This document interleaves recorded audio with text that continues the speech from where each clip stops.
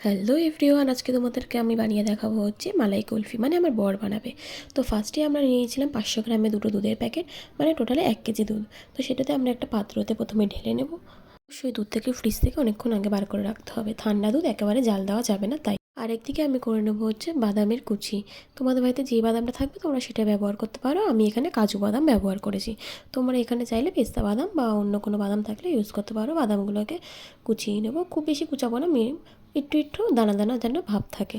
তারপরে চলে যাবো হচ্ছে গ্যাসের দিকে, গ্যাসটা জ্বালিয়ে শুরু করে দেবো হচ্ছে দুধটা জাল দেওয়া। আর অবশ্যই 1 কেজি দুধটাকে অনেকটা কমাতে হবে, প্রায় 500 গ্রামেরও কম। ওটাকে জাল দিয়ে কমাতে হবে। তারপরে এর মধ্যে আমি দিয়ে দেবো হচ্ছে দুটো এলাচ। তারপরে দিতে হবে এতে হচ্ছে চিনি।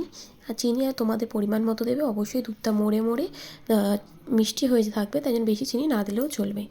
যখনই দুধটা গাঢ় হয়ে যাবে তখনই 2 চামচ দুধ একটা কাপের মধ্যে ঢেলে তার মধ্যে দিতে হবে পাউডার দুধ।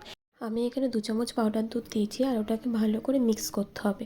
ভালো করে মিক্স করার পরই যখন ওটা দানা দানা ভাবটা একদমই চলে যাবে তখন সেটা আমি দুধের মধ্যে দিয়ে দিলাম।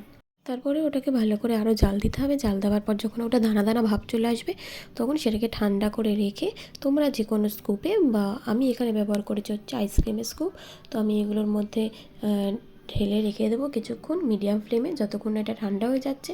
ঠান্ডা হওয়ার পর এটা আমরা ফ্রিজে দিয়ে তারপর এটা একদিন রেখেই তৈরি হয়ে যাবে হচ্ছে কুলফি মালাই। আজকে আইসক্রিমটা বানিয়েছে হচ্ছে আমার বোন। আর ভিডিওটা ভালো লাগলে অবশ্যই লাইক, কমেন্ট, শেয়ার আর সাবস্ক্রাইব করতে একদমই ভুলবে না। আর এরকম ভিডিও চাইলে তোমরা অবশ্যই কমেন্ট করো। তো আজকের মতো এখানেই, টাটা।